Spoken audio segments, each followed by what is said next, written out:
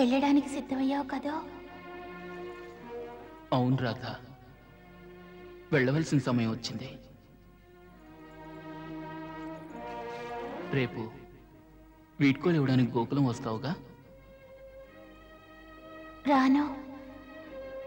నీకో విషయం తెలుసా? నేను మళ్ళీ గోకులం రావడం లేదు. అందుకే వెళ్లే ముందు ఒక్క మారు నిన్ను చూడాలన్న అభిలాష కలిగింది. నువ్వు భగవంతుడివి. భగవంతుడికి ఉంటాయా అభిలాషలు? ఇలాంటి అభిలాషలు, కోరికలు కేవలం మానవులకే ఉంటాయి. అవును రాధ, నువ్వన్నది నిజమే. భగవంతుడికి ఎటువంటి మానవాభిలాషలు ఉండకపోవచ్చు. భగవంతుడు కూడా ఎప్పుడు ప్రేమనే సదా. భగవంతుడికి ఇంకే వస్తువుతోనూ ఆవశ్యకత ఉండదు. కేవలం ప్రేమ యొక్క ఆవశ్యకతే అతనికి ఉంటుంది. రాధ, ఈ బంధం ఎలాంటిదంటే మనం తెంచుకోలేము, తెంచుకోవాలన్నా కుదరదు.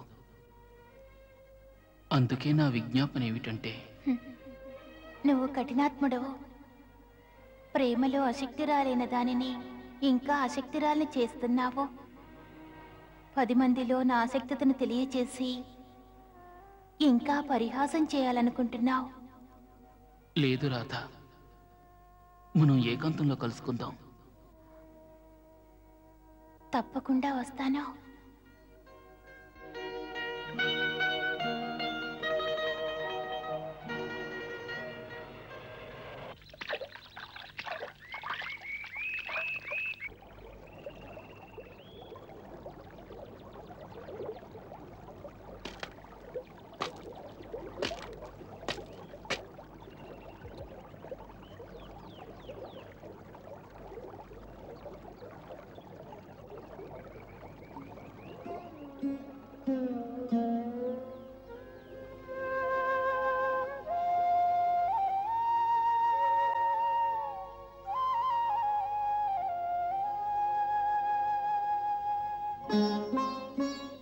రమ్మన్నావుగా, వచ్చాను.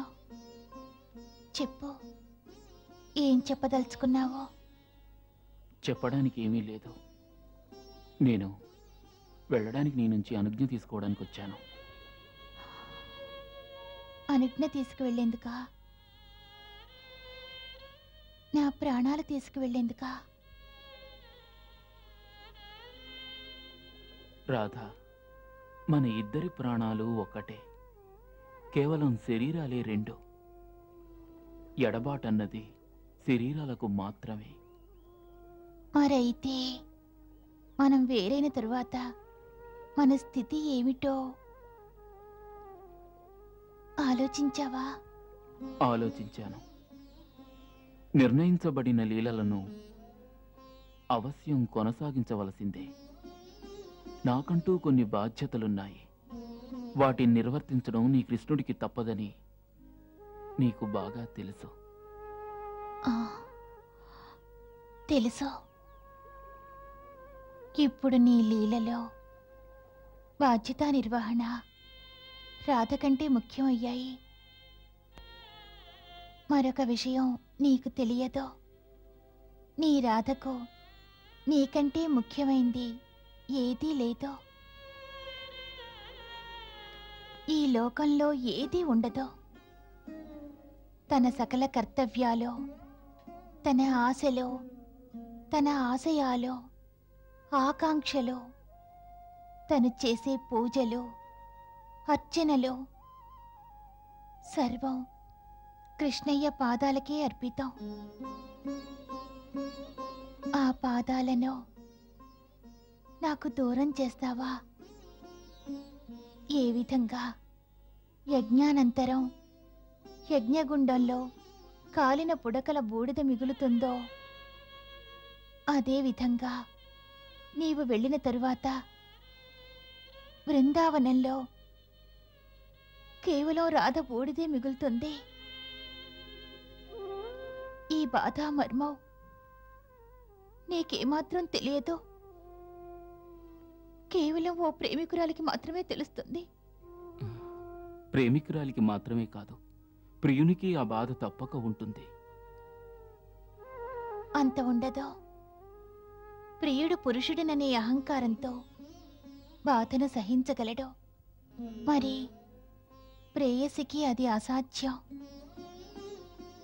ఆమె ప్రియుడు ఆమెను ఎడబాసి వెళ్ళిపోతే ఆ బాధను ఎలా సహించాలి? ఆమె మనోభావాలను వ్యక్తం చేయడానికి అతని హృదయం ఆసరా కావాలి. దానిపై ఆమె తలవాల్చి రోదించాలి. లేనినాడు తన ప్రేమ విలువను రక్షించుకోవడానికి ఆ అభాగ్యురాలు ఇతరుల సమక్షంలో బాధను వ్యక్తం చేయలేదు.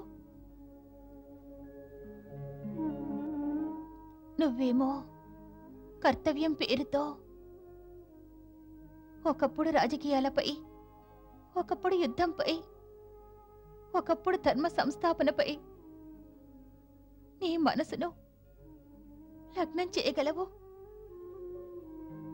మరి ఈ పిచ్చి రాధ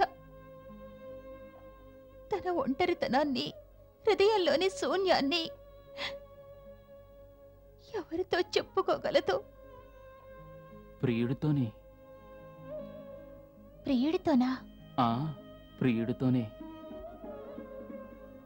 రాధా, నేనెక్కడున్నప్పటికీ, వనంలోనో, రాజమందిరంలోనో, కర్మక్షేత్రంలోనో, లేక యుద్ధక్షేత్రంలోనో ఎక్కడున్నా మాట ఇస్తున్నాను, నీ దగ్గరకు స్వప్నాల భావ ప్రపంచంలో ప్రతి రాత్రి వస్తాను. అలా మన కలయిక తప్పక జరుగుతుంది. నిద్రిస్తేనేగా స్వప్నాలు రావడానికి. ప్రియుని ఎడబాటులో ప్రేమికురాలు సుఖంగా నిద్రించగలిగితే ఆ ప్రేమకు విలువే ఉంది. కాదు, ప్రేమికుడు తనవాడన్న విశ్వాసం ఉంటే తను ఏ ప్రదేశంలో ఉన్నా ప్రేమ విలువ తక్కువ కాదు.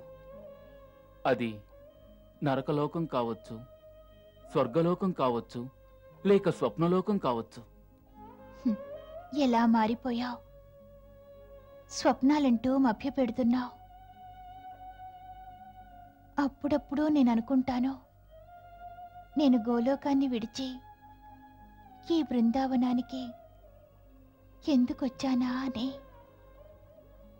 ఆ లోకంలో నీ అవినాశ రూపం పక్కనే కూర్చొని ధరిత్రిపై నీ మానవ లీలలను ఆనందంతో చూస్తుండేదాన్ని.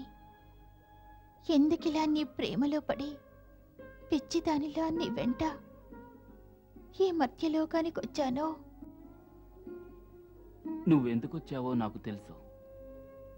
ఎందుకో? ఎందుకంటే ఈ క్రూర జగతిపై కొంతకాలం వరకు నాకు ప్రేమాభిమానాలను అందించడానికి. ఎప్పుడు హింస, స్వార్థాలతో నిండి ఉన్న ఈ పృథ్వీలో నీ ప్రేమతో నాపై శీతల పవనాలు వీచడానికి. నీవిక్కడికి రావడం వల్లనే మన ప్రేమలీలల సృష్టి జరిగింది. ఈ కారణంగానే ఇప్పుడు ఈ అవతారం ప్రేమావతారంగా సార్థకమైంది. ఇక నేను భవిష్యత్తులో ఈ అవతారం పూర్తయ్యేలోగా మర్త్యలోకంలో బహు కఠిన కార్యాలు చేయవలసి ఉంది. ఒక్క మాట అడగనా? అడుగు.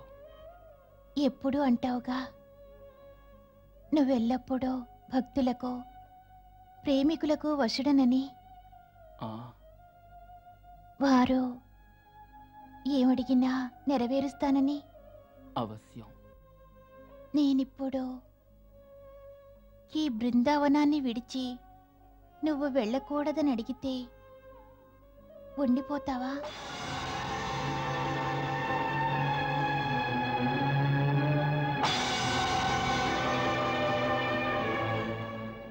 అదే నీ ఆజ్ఞ అయితే అవశ్యం ఉండిపోతాను.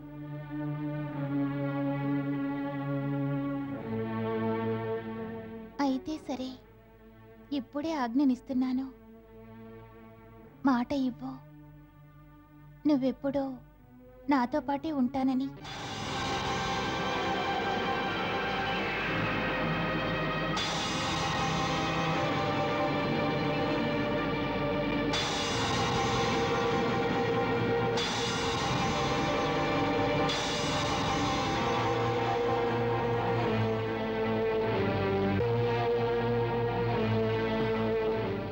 మంచిది, మాట ఇస్తున్నాను. నీ ఆజ్ఞను మీరి బృందావనాన్ని విడిచి వెళ్ళను. మంచిది, మాట ఇస్తున్నాను. నీ ఆజ్ఞను మీరి బృందావనాన్ని విడిచి వెళ్ళను.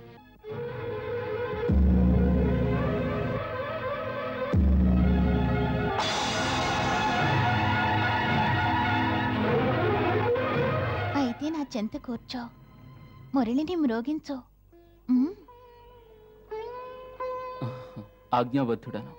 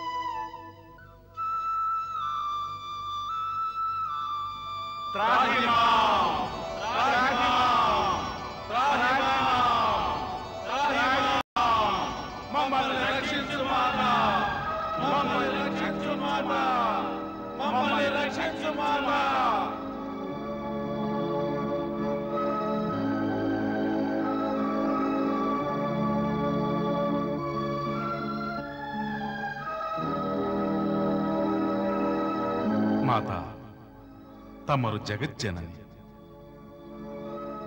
తమరు సమస్త ప్రాణులకు ఆధారభూతులు. తమరు భగవాన్ శ్రీకృష్ణులకు ఆరాధ్య దేవత. తమకు తెలియనిదేముంది? దేవదేవులు ఈ అవతారాన్ని దుష్ట శిక్షణ కోసం, శిష్ట రక్షణ కోసం దాల్చారు. దేవదేవులు సాధుజనులను కాపాడడానికి, దుష్ట దైత్యులను నాశనం చేయడానికి ఈ ధరిత్రిపై అవతరించారు. మాత, మరి తమరు వీరికి అడ్డు నిలిచారంటే ఈ ధరిత్రిలోని ప్రతి ప్రాణి త్రాహి త్రాహి అంటూ ఘోషిస్తుంది. తమ యొక్క సంతానం అధర్మం అనే అగ్నిగుండంలో పడి బూడిదైపోతుంటే తమరు ఎలా చూడగలరు? మాత, తమ బిడ్డలను రక్షించండి. మా ప్రార్థనను స్వీకరించి తమరి సమయంలో దేవదేవులకు సంతోషంగా వీడ్కోలివ్వండి. మేము తమ బిడ్డలం మాత. మా ఈ సాహసాన్ని తమరు క్షమించాలి. మేమంతా మళ్ళీ మళ్ళీ ప్రణామం చేస్తున్నాం. మా ప్రార్థనను సహృదయంతో స్వీకరించండి మాత.